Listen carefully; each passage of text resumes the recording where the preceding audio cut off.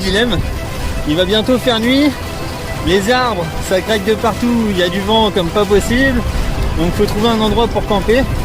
Et maintenant, c'est ma prochaine inquiétude. Savoir où est-ce que je vais me mettre pour être tranquille cette nuit et à l'abri du vent. Ouais. On va bien voir. Sacrée journée encore.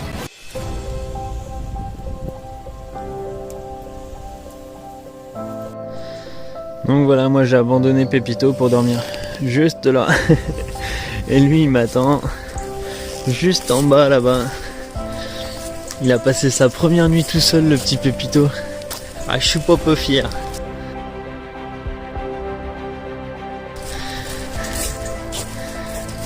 Et voilà, plus qu'à y retourner.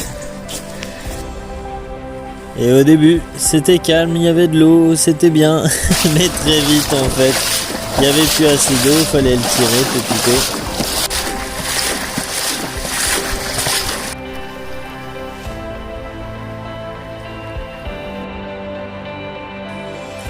Je regrette vraiment pas d'être passé par là, par le Louette. Ça aurait quand même été nettement plus facile de le tirer sur l'eau que de le tirer sur la route. Bon, ça m'a pas empêché de tomber 2-3 fois, mais c'est comme ça.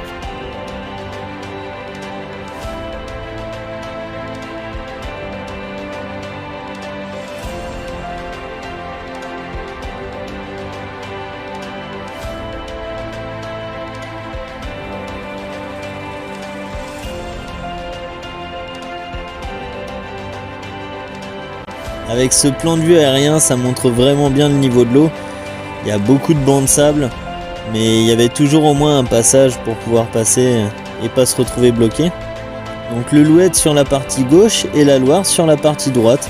Donc on peut voir qu'il y a quand même beaucoup plus d'eau sur la Loire. Après voilà, il y a aussi quelques ponts et donc il y a forcément beaucoup de débit. On m'avait prévenu que ça aurait été compliqué pour moi de passer. Il y a aussi quelques épis et quelques anciens ouvrages, donc c'est pour ça que j'ai préféré passer par là. Je pense que j'aurais été obligé de le tirer de toute manière. Donc voilà, c'était une bonne alternative et ça m'aura fait un bon changement de rythme. En attendant, voilà, je retrouve la Loire maintenant.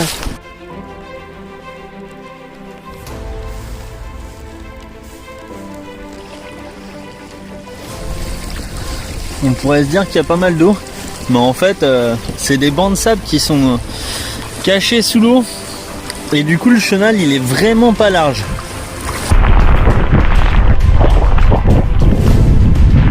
C'est quoi ce truc de malade? J'ai juste eu le temps de monter la tente et là, rafale.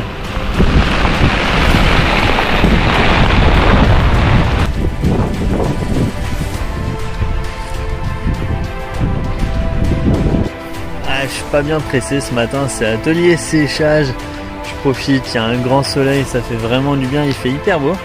Après c'est quelques jours un peu compliqués et en plus ce soir j'ai un copain qui vient me voir de Guérande qui fait la route jusqu'ici.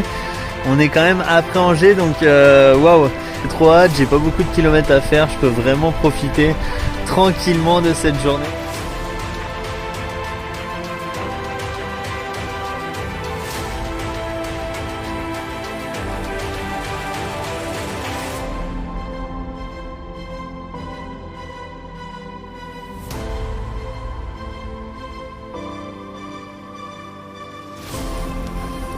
Mais voilà, j'étais tellement à la cool que, comme d'habitude, je me suis fait avoir, je termine à la lampe torche, donc un peu difficile de trouver la cale.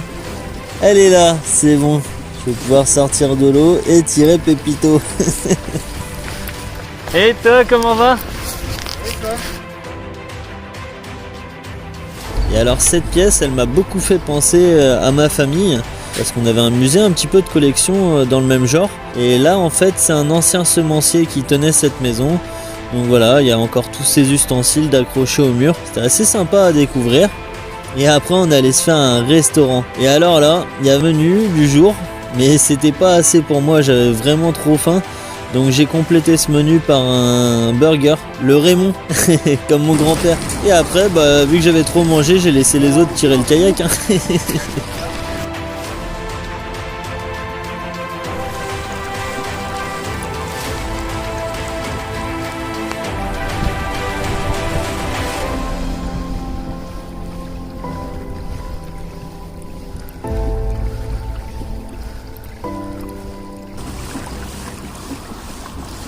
c'est l'heure d'aller se coucher. Mais j'ai quand même une pensée pour Pépito. Parce qu'en fait, il a eu un petit bobo. La pédale, elle s'est décrochée en fait. Ça doit être la soudure qui a complètement cassé. Soit par ma force, ou alors l'effet du contre-courant, je sais pas. En attendant, j'ai réparé ça comme je pouvais avec de la ficelle, puis avec du Chatterton. Le pédalier, c'est quand même une pièce maîtresse de ce projet. Parce que sans lui, je suis bien conscient que j'en ferais pas autant. Parce que là, à contre-courant, à la pagaie, avec un kayak de 90 kg, je pense pas que je serais allé bien loin. Ouais, mauvaise surprise de la journée, on va dire.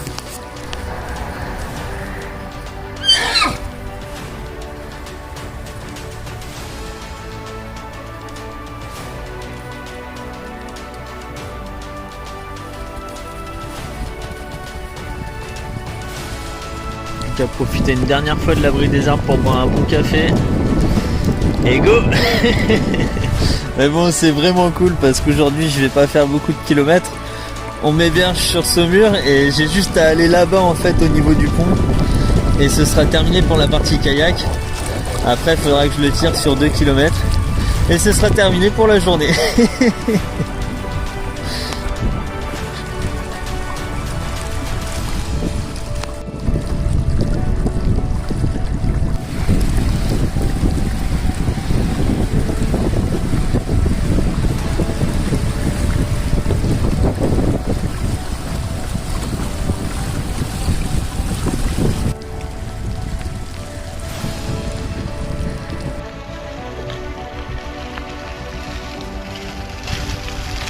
J'ai donc mis 2 heures pour réaliser les 5 km avant d'arriver chez les gens qui allaient m'accueillir pour la nuit.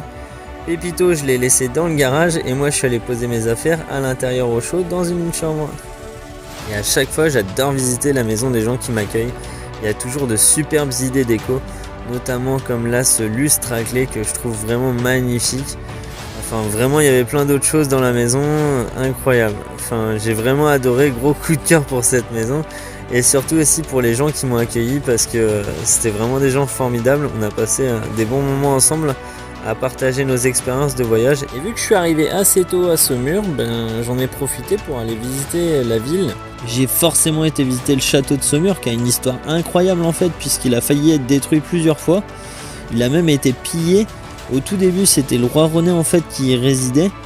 Et après, il y a eu plusieurs histoires assez rocambolesques. Notamment, c'est devenu une prison, un dépôt d'armes. Et maintenant, c'est un musée de France. Et alors, quand je pense qu'il aurait pu être détruit et que je vois la beauté de ce château, en plus, il surplombe toute la ville. Enfin, c'est vraiment un monument de la ville de Saumur.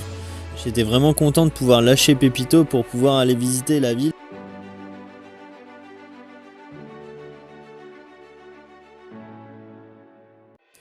Et à Saumur, il n'y a pas que le château, donc qu'est-ce que j'ai fait? J'ai repris la marche pour pouvoir traverser la ville et aller rejoindre les écoles militaires.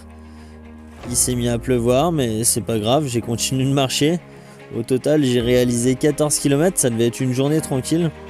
Au final, ça l'a pas trop été. Et voilà, j'ai repris la marche pour pouvoir rentrer. Et j'ai toujours eu des petites surprises, là, comme ce camion militaire. Et après, le lendemain, j'ai repris en marchant, sauf que ce coup-ci, j'étais bien épaulé.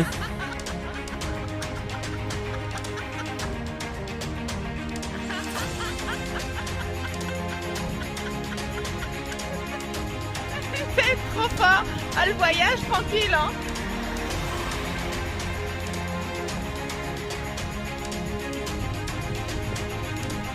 Tout semblant de souffrir. Et après... Anonyme, ma chérie.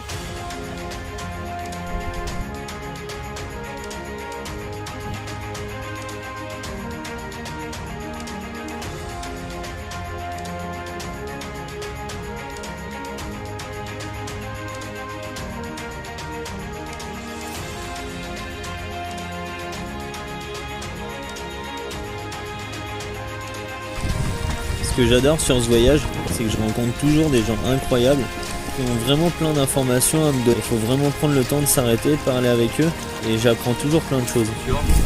Sur le niveau d'eau du coup de la Loire, Et son niveau, comment il a baissé sur les 15 années où toi t'es là et que t'as pu le voir? Ah oui, bah, ce qu'on remarque sur le niveau d'eau, c'est que moi ça fait une quinzaine d'années que je pratique la Loire ici entre Saumur et Montsoreau. Ouais. Et moi je note les côtes de la Loire parce que je chasse le gibier d'eau sur la Loire dans les huttes de chasse. Ok. Et c'est vrai que quand je relis mes cahiers sur 15 ans, on observe que de plus en plus le niveau quand même tend à descendre légèrement. Ok. Il y a des années où il y a quand même encore de l'eau et on a des niveau. Mais c'est vrai que sur 15 ans, c'est une courte période, on tend légèrement à descendre. Ok. Là on entend parler des bassines, c'est des catastrophes environnementales apparemment. Le principe c'est des agriculteurs de purger, de prendre l'eau phréatique et la remettre en surface dans des grands bacs, dans des grandes étendues dans des champs. Et là ça favorise vachement l'évaporation. C'est pas que le niveau d'eau qu'on voit qui est important, c'est de mesurer le niveau des nappes phréatiques, de toutes les retenues d'eau, les étangs, les lacs, etc. Ok. Bon après, s'il faut être alarmiste, je sais pas. Ouais. L'avenir nous le dira. Et là il est remonté là du coup un petit peu. Là on a pris 10 cm, on va en prendre 20, on aura pris une trentaine de centimètres pour l'instant, peut-être plus. Ça dépend du fleu en amont. Dans les bassins versants. Ok. Simone elle m'accompagne. Ça c'est Simone. Ouais. Simone elle a 1 an et demi et elle découvre la Loire aussi. Elle a l'air heureuse en tout cas. Ouais.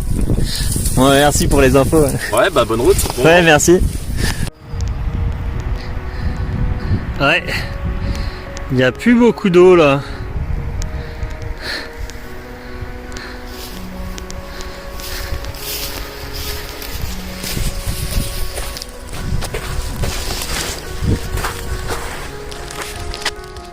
Et en cette fin de 25e journée, je suis assez content puisqu'en fait j'ai réalisé 400 km, ce qui veut dire 800 € pour la recherche contre le cancer et l'Institut Curie. La petite déception, ça se passe au réveil, je ressens une pointe en fait dans le mollet. J'ai fait pas mal d'efforts ces derniers temps, notamment avec la marche, donc je vais en profiter pour prendre une journée de repos bien méritée. En plus de ça, il y a un journaliste qui est passé sur mon campement pour faire un petit article sur moi qui va paraître normalement très prochainement. Et je me suis bien reposé, donc je vais pouvoir repartir demain. Parce que comme je dis toujours dans la vie, il n'y a pas de marche arrière. Ah ça non, faut mettre un bon coup de pédale pour avancer.